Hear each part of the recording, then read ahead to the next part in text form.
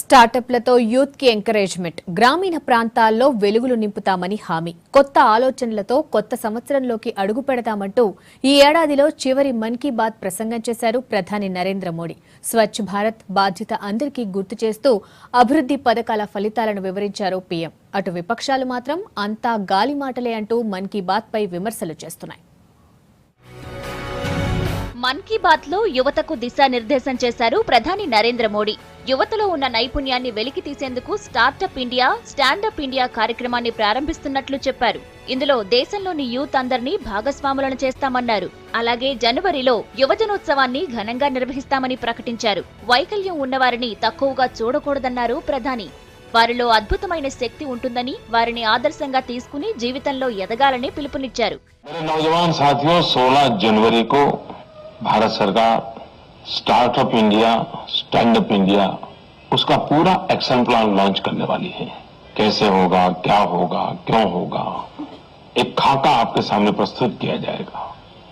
क्यों न हम हमारे देश में विकलांग की जगह पर दिव्यांग शब्द का उपयोग करें.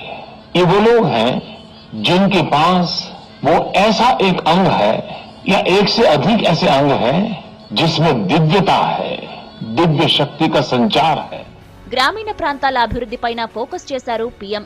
గతంలో చెప్పినట్లుగా అన్ని గ్రామాలకు విద్యుత్ సౌకర్యం కల్పిస్తామని హామీ ఇచ్చారు. 1000 రోజుల్లో దేశంలోని అన్ని గ్రామాల్లో వెలుగులు నింపుతామని చెప్పారు. స్వచ్ఛ భారత్ లక్ష్యాలను మరోసారి గుర్తు చేసిన పీఎం, దేశాన్ని పరిశుభ్రంగా ఉంచాల్సిన బాధ్యత అందరిపై ఉందన్నారు. అలాగే ప్రభుత్వ పథకాలను, వాటి ఫలితాలను వివరించారు.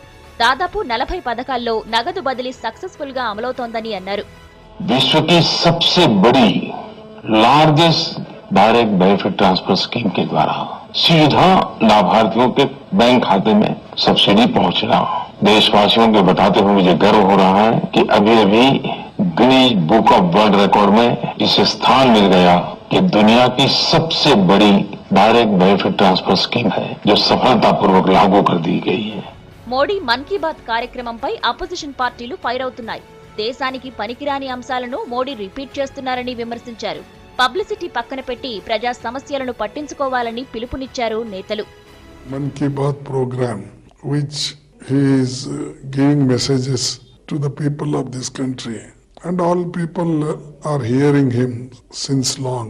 Now they have fed up with this Mann Ki Baat because whatever he promised in the election, he has not fulfilled even single promise. అలాగే ఈ ఏడాదికి చివరిదైన మన్ కీ బాత్ లో మాట్లాడిన ప్రధాని నరేంద్ర మోడీ దేశ ప్రజలకు క్రిస్మస్, న్యూ ఇయర్ విషెస్ చెప్పారు. కొత్త ఏడాదిలో ఉగ్రవాదం, గ్లోబల్ వార్మింగ్ వంటి సమస్యలను తరిమివేయాలని పిలుపునిచ్చారు.